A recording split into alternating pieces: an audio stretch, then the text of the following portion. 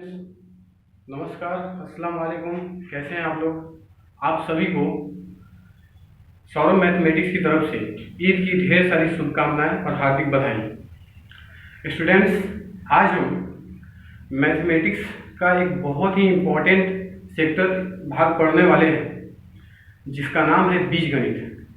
Class 10th में बीजगणित के अंतर्गत 4 चैप्टर रखे गए हैं: बहुपद, दो चर वाले रैखिक समीकरण, द्विघात समीकरण और समांतर श्रेणी।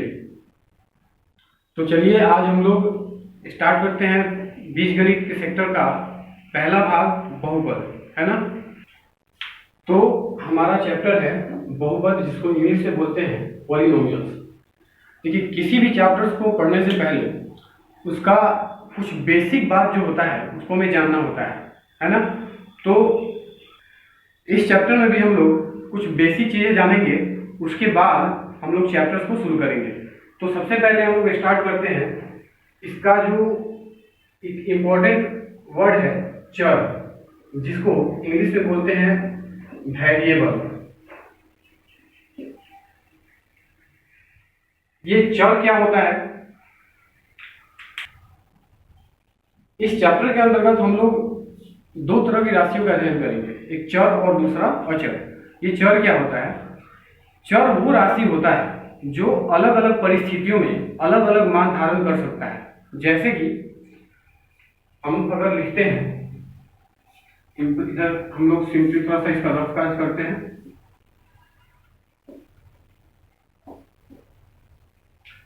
x+3 = 4। तो जब हम इसको सॉल्व करते हैं तो x बराबर हो जाता है 4 - 3, यानी कि x बराबर 1। तो इस समीकरण में x का जो मान है वो कितना आया? 1 है। एक दूसरा एग्जाम्पल हम लोग लेते हैं, x - 2 = 3। तो x का मान अगर निकाला जाए तो 2 माइनस है, इधर आके क्या हो जाता है? प्लस हो जाता है, यानी x बराबर 3 + 2, इसलिए x का मान क्या हो गया? 5। तो इस परिस्थिति में x का मान क्या आया? 5 आया। यानी कि हम देखते हैं जब परिस्थितियां बदल रही है, समीकरण बदल रहा है, तो अलग अलग समीकरण में x का मान अलग अलग हो जाता है। कहीं x का मान 1 है तो कहीं x का मान 5 है। इसी तरह अन्य चर भी होते हैं, जैसे y, z, ABCD जो भी है, ये सब चर के अंतर्गत आता है। यानी कि अलग अलग समीकरण में इनका मान क्या होता है? अलग अलग होता है। तो चर यानी कि हम लोग समझेंगे जैसे x, y, z dot dot dot, ये सब क्या है? चर कहलाते हैं। चर अर्थात इनका मान विभिन्न परिस्थितियों में अलग अलग होगा, ठीक है। एक दूसरा राशि होता है अचर, जिसको हम लोग बोलते हैं कांस्टेंट। ये कांस्टेंट क्या होता है? कांस्टेंट ऐसा राशि होता है जिसका मान संख्यात्मक मान निश्चित हो, जिसका संख्यात्मक मान निश्चित हो, यानी कि हर परिस्थिति में वो एक समान ही रहे, तो उसे हम लोग बोलते हैं अचर। जैसे जो गिनती की संख्याएं हो गई, जैसे 1, 2, 3, 10, या फिर 1/2, -1/2, √3, 0.1, ये सब क्या है? अचर है। क्योंकि किसी भी परिस्थिति में इनका मान एक समान रहता है, अर्थात इनका मान नहीं बदलता है। तो इस प्रकार हम देखते हैं कि चर ऐसा राशि होता है जिसका मान अलग अलग परिस्थितियों में अलग अलग होता है, लेकिन अचर ऐसा राशि होता है जो हर परिस्थिति में संख्यात्मक मान उसका क्या होता है? निश्चित होता है। तो चर और अचर हम लोग समझ लेते हैं। इसके बाद एक बहुत ही इंपॉर्टेंट टॉपिक है बीजीय व्यंजक। बीजीय व्यंजक आखिर होता क्या है? तो देखिए, जब हम एक चर और एक अचर को लेके, एक या अधिक चर, एक या अधिक अचर लेके उसको हम लोग जोड़ें, घटाएं, गुना करें और भाग करें, तो इससे हमें जो पद प्राप्त होते हैं वो बीजीय व्यंजक कहलाते हैं। जैसे सिंपली हम समझते हैं, x एक चर हो गया और 2 अचर हो गया। अब दोनों को हम क्या किए? जोड़ दिए, ये एक बीजीय व्यंजक हो गया। x में 2 से गुना कर दिए, 2x आ गया, तो ये एक बीजीय व्यंजक हो गया। y में 3 घटा दिए, तो ये क्या हो गया? एक बीजीय व्यंजक हो गया।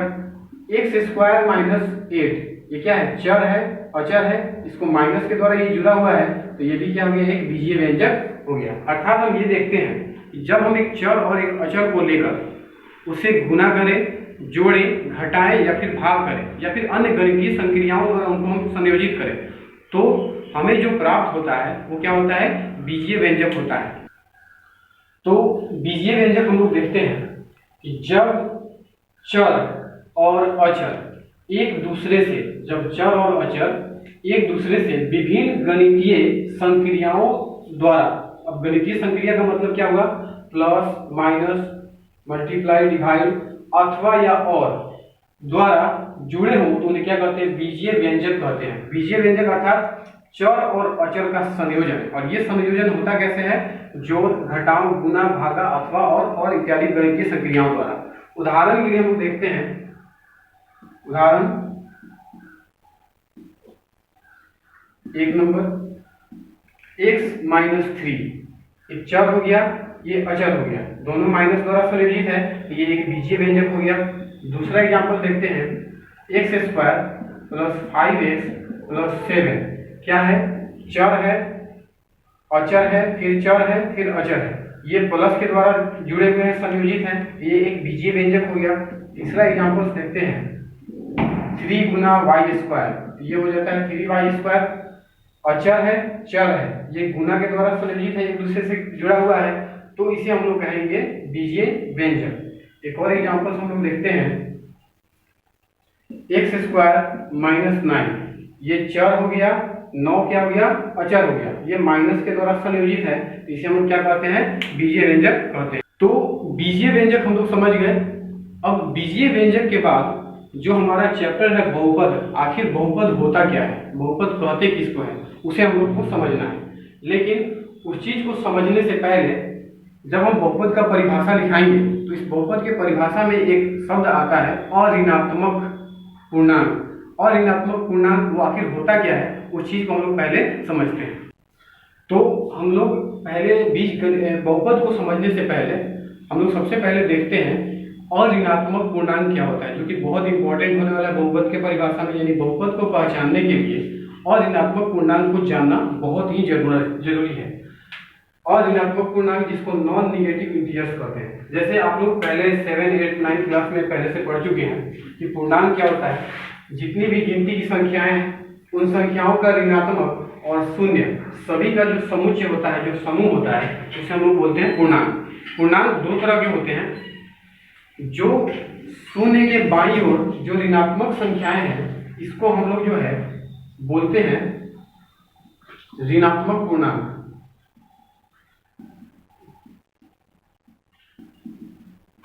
और -1 से लेकर हम लोग जितना काउंट करते हैं वो सब ऋणात्मक पूर्णांक है। फिर शून्य से आगे जितना हम लोग काउंट करेंगे उस सभी को हम लोग बोलते हैं अऋणात्मक पूर्णांक। अऋणात्मक पूर्णांक यानी कि अऋणात्मक पूर्णांक का अर्थ हुआ 0, और 0 के बाद जितनी भी गिनती की संख्याएं हैं वो सभी क्या है, अऋणात्मक पूर्णांक है। तो हम लोग अऋणात्मक पूर्णांक समझ गए, यानी कि 0 और 0 के बाद जितनी भी संख्याएं हैं वो सभी अऋणात्मक पूर्णांक कहलाते हैं। अब हम बहुपद का परिभाषा देखते हैं, यानी बहुपद होता क्या है पहले उसे आप देखते हैं। तो बहुपद क्या होता है, हम इसका परिभाषा देखते हैं। वैसा बीजीय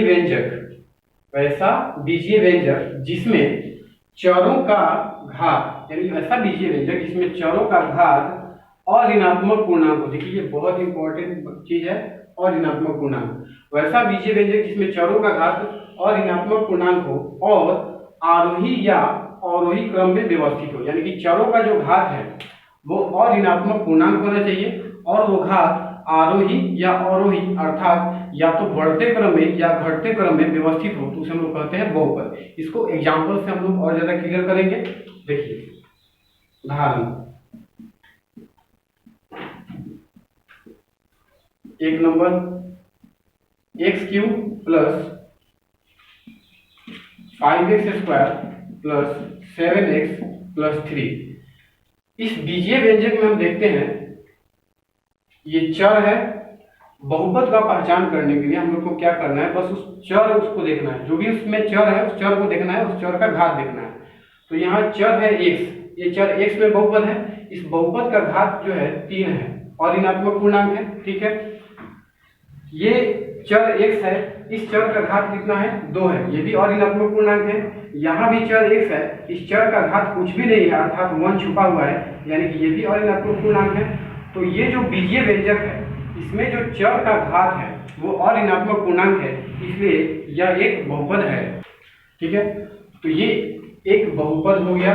अब दूसरा एग्जाम्पल हम लोग देखते हैं, y² - 3y + 7। ये जो बीजीय व्यंजक है इसमें कौन सा चर उपस्थित है y। अब इसका घात देखते हैं, चर y का घात क्या है 2 है, 2 एक और ऋणात्मक पूर्णांक है। इस y का घात जो है 1 छुपा हुआ है, तो ये भी और ऋणात्मक पूर्णांक है, अर्थात ये बीजीय व्यंजक जो है एक बहुपद है। एक तीसरा एग्जांपल भी हम देखते हैं, x³ - 5x² + 7y + 3। अब ये देखते हैं कि ये बहुपद है कि नहीं। इसमें क्या है, 2 चर है, एक x है और दूसरा क्या है y है। अब हमें बहुपद की पहचान करने के लिए इन चरों का घात देखना होता है। तो चर x का घात 3 है जो कि और ऋणात्मक पूर्णांक है, इस x का घात जो है 2 है, ये भी और ऋणात्मक पूर्णांक है। चर y का घात कुछ नहीं दिख रहा अर्थात 1 छुपा हुआ है, तो 1 भी और ऋणात्मक पूर्णांक है, यानी ये भी एक बहुपद है। तो बहुपद हम समझ गए, बहुपद की पहचान कैसे करते हैं। कोई बीजीय व्यंजक अगर उसका चर जो है उसका घात जो है और ऋणात्मक पूर्णांक है तो उसे हम लोग बहुपद कहते हैं। ये बहुपद का एग्जांपल्स कुछ और हम नीचे दे दिए हैं, जिसे आप लोग कॉपी में अपने एग्जांपल्स में उतार लेंगे और इसे समझने का कोशिश करेंगे। अब हम कुछ विशेष प्रकार का बीजीय व्यंजक देखते हैं और उनको पहचानने का कोशिश करते हैं कि ये बहुपद है अथवा नहीं है। अब हम कुछ विशेष प्रकार का यहाँ पे बीजीय व्यंजक देखते हैं और पहचान करते हैं कि ये बहुपद है अथवा नहीं है। पहले हम इसमें देखते हैं, ये जो चर है x, इसका घात कितना है 2 है, घात 2 है और ऋणात्मक पूर्णांक है। ये जो चर है x, इसका घात क्या है -1 है, तो -1 क्या है ऋणात्मक पूर्णांक है, ऋणात्मक पूर्णांक है। तो हम लोग बहुपद की परिभाषा में हम लोग पढ़े हैं कि अगर चर का घात और ऋणात्मक पूर्णांक हो तभी वो बहुपद होगा। यहाँ तो चर का घात ऋणात्मक आ गया, तो ऋणात्मक आ गया तो ये बहुपद नहीं है, तो कहेंगे ये बहुपद नहीं है। एक दूसरा एग्जांपल लेते हैं, x² + 3yx + 4। अब यहाँ अगर हम देखें x का पावर 2 है और ऋणात्मक पूर्णांक हुआ, इस x का पावर कितना है 1 छुपा हुआ है, तो यहाँ पे ये भी और ऋणात्मक पूर्णांक हुआ। तो बहुत सारे विद्यार्थी इसको देखते बोलेंगे कि ये बहुपद है, लेकिन यह बहुपद नहीं है। कैसे बहुपद नहीं, इस चीज को हम देखते हैं। इसको x² लिख सकते हैं प्लस, आप लोग क्लास 8 और 9 में पढ़े होंगे, x का पावर -1 बराबर 1/x होता है। x का पावर -1 का मान 1/x होता है। तो इस 3/x को हम लोग लिख सकते हैं 3 गुना 1/x + 4। थोड़ा सा और इसको सिंप्लीफाई करें, x² + 3 इंटू 1/x को हम लोग लिख सकते हैं x का पावर -1, क्योंकि हम पहले से जानते हैं x का पावर -1 बराबर क्या होता है 1/x होता है, प्लस कितना है 4। अब यहाँ देखें तो इस x का जो घात है वो क्या हो गया ऋणात्मक हो गया। तो अगर ये x घात ऋणात्मक हो गया तो ये बहुपद नहीं है।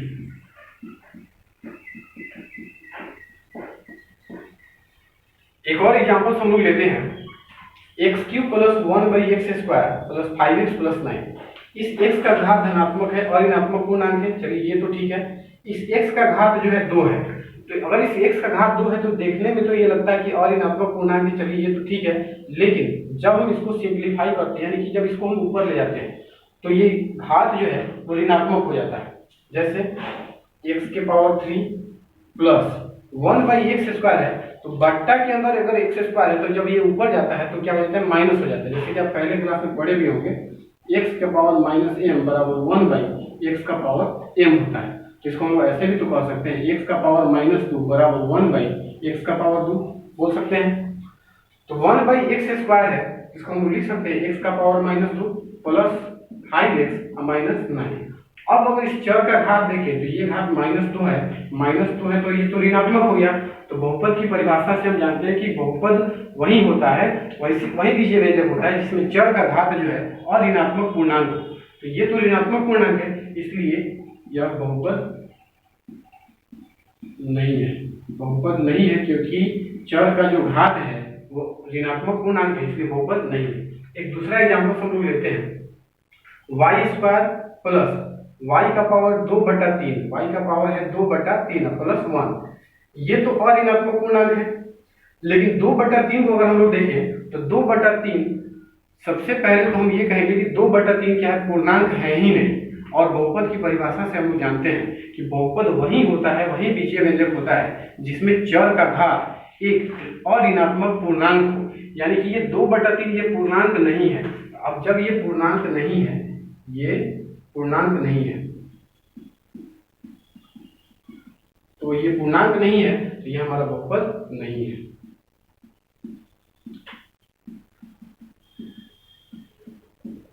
एक और एग्जांपल हम लोग देखते हैं, 3y² प्लस √y प्लस 2।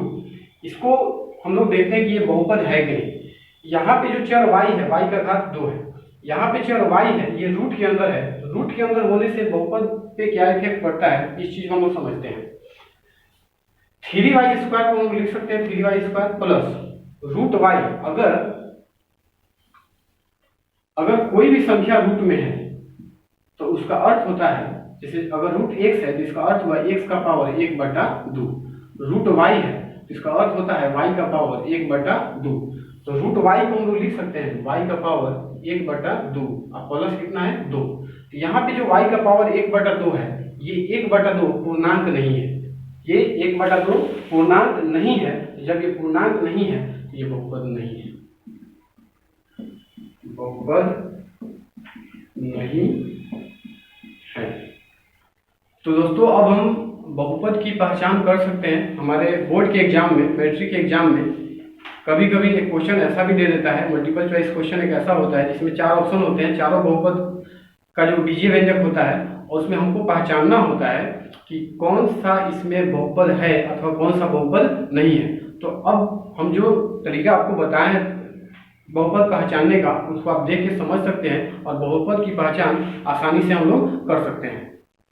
तो इस प्रकार बहुपद को पहचानने का एक सबसे सरल तरीका क्या है, यानी बहुपद की पहचान हम लोग कैसे करते हैं, बहुपद की पहचान हम लोग कैसे करेंगे। तो किसी बीजीय व्यंजक में जो चर होगा उस चर का घात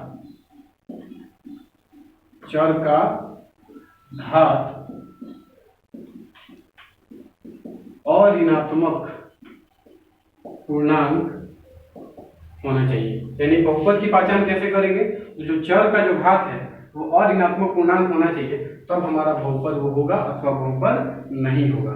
ठीक है, आप जो भी चीज को समझे हैं इसको अपने नोटबुक में कॉपी कर लेंगे और एक अच्छा नोट्स बनाएंगे और इसको रेगुलर अपना रिवीजन करते रहेंगे। ठीक है, जो वीडियो हम बनाए हैं इसको प्लीज आप लोग लाइक कीजिए, सब्सक्राइब कीजिए और अपने दोस्तों में शेयर कीजिए ताकि अधिक से अधिक विद्यार्थी लोगों को इससे वो लाभ उठा सके। Thank you.